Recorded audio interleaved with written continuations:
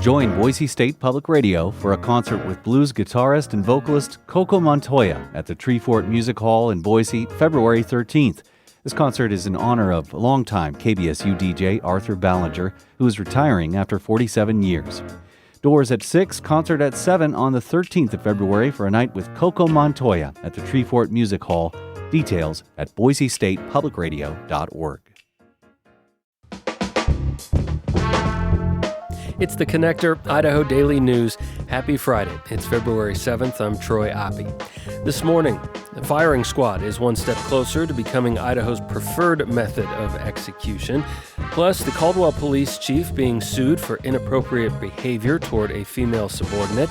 And the city of Boise wants to change its appeal process for conditional use permit decisions. That follows a Supreme Court decision that blocked the new Interface Sanctuary location. Those stories and more this morning on The Connector from Boise State Public Radio. Federal Bureau of Investigation officers shot and wounded one person in Caldwell this week, according to an FBI news release. Details were not provided, though the agency release says its inspections division was investigating the shooting. A regional bureau spokesperson declined to comment, telling the Idaho Statesman that agents were conducting, quote, court-authorized law enforcement activity at the time of the shooting. A lawsuit filed in federal court Thursday accused Caldwell Police Chief Rex Ingram of discrimination, harassment, and retaliation toward a female officer.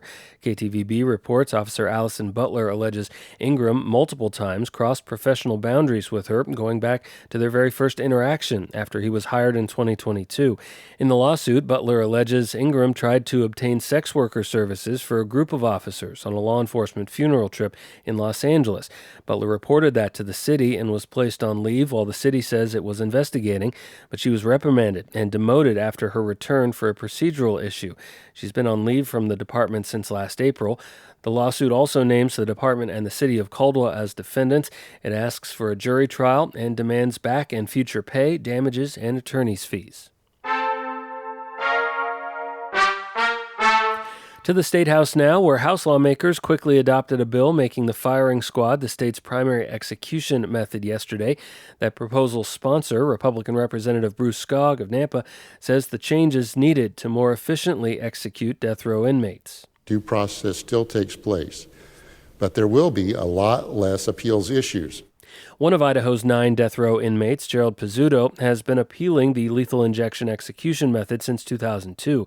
Just 2 lawmakers briefly spoke against the bill, including Democratic Representative John Gannon. He says other states are still carrying out lethal injections just fine.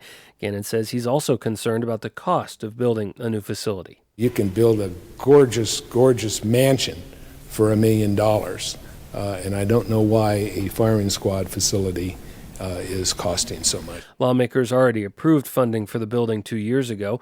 That legislation now goes to the Senate.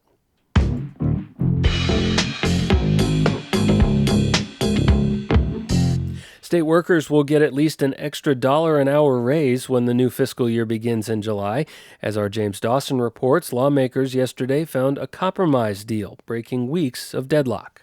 Under the plan, each state employee will see their hourly wage jump by $1.05, with discretion for managers to bump that up to $1.55 based on merit. Joint Finance and Appropriations co-chair Wendy Horman. I believe this motion strikes a balance between the needs of cost of living increases and the opportunity to award those who are higher performers. Members of JFAC have killed several different proposals along no clear party or ideological lines. Republican Senator Kevin Cook ultimately supported Thursday's plan, but has repeatedly pushed for strictly merit-based raises. We're guaranteeing a $1.05 raise for everyone, regardless of what they do, regardless of if they show up to the job, and we're tying our directors and our managers' hands. He and others also worry smaller raises for highly paid state employees will exacerbate retention efforts. The raises will now be included in each agency budget that needs approval from the House and Senate. James Dawson, Boise State Public Radio News. More Idaho cities could be forced to elect local leaders by geographic district. Twin Falls Republican Senator Josh Cole introduced a bill to the Senate Local Government and Taxation Committee this week. It would lower the population threshold requiring district elections to 25,000 residents. Lawmakers in 2020 established a 100,000 population threshold in a bill which at the time appeared to only affect the city of Boise. But following the release of the 2020 census, it also included Meridian and Nampa. Lowering the threshold would also include the cities of Lewiston, Moscow, Post Falls, and Twin Falls, among the 14 total with populations greater than 25,000. Several others, like Kuna, for example, are just outside the threshold and certainly likely to reach it in the next census. Cole called it more fair and equitable representation for larger cities. The bill was introduced and could receive a full hearing at a later date.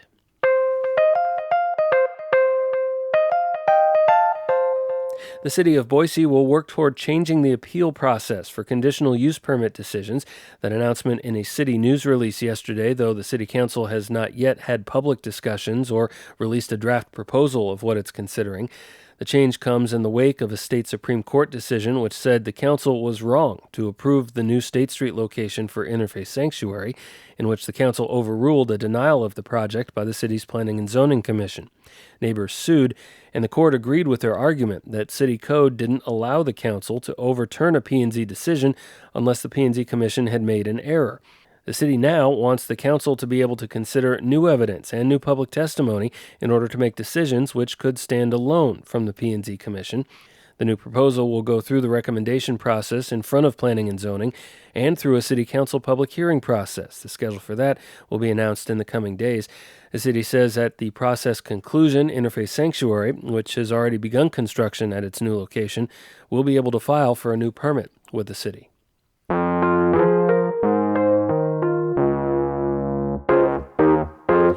Idaho's Supreme Court has denied an appeal of former Republican State Representative Aaron Von Ellinger's 2022 rape conviction. An Ada County jury convicted Von Ellinger of raping a 19-year-old intern he met at the Idaho Capitol. In his appeal, Von Ellinger said a district court judge violated his constitutional right to confront his accuser in open court. He also claimed his lawyer was ineffective.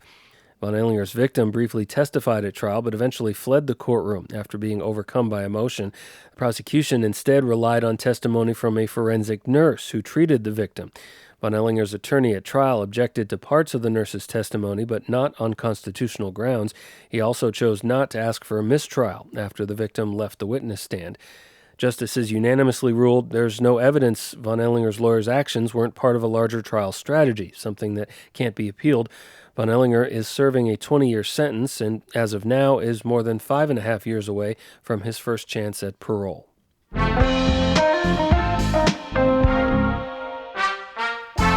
Let's finish our Friday Connector with some sports. There are just 6 games left in the regular season for the College of Idaho men's basketball team.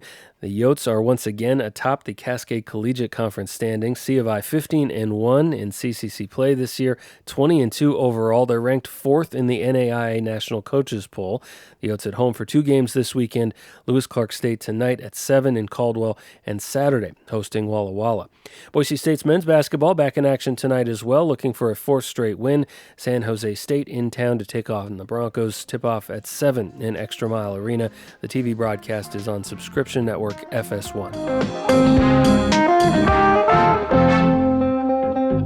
That's your Connector for February 7th. Hope you have a great weekend. I'm Troy Oppie. Our news director is Sasha Woodruff. Our general manager is Tom Michael. We welcome your comments and feedback. Send us a note, Boise State Public Radio at boisestate.edu.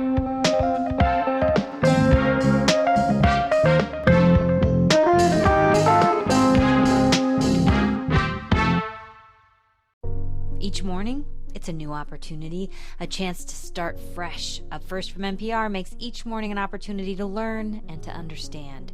Choose to join the world every morning with Up First, a podcast that hands you everything going on across the globe and down the street, all in 15 minutes or less. Start your day informed and anew with Up First by subscribing wherever you get your podcasts.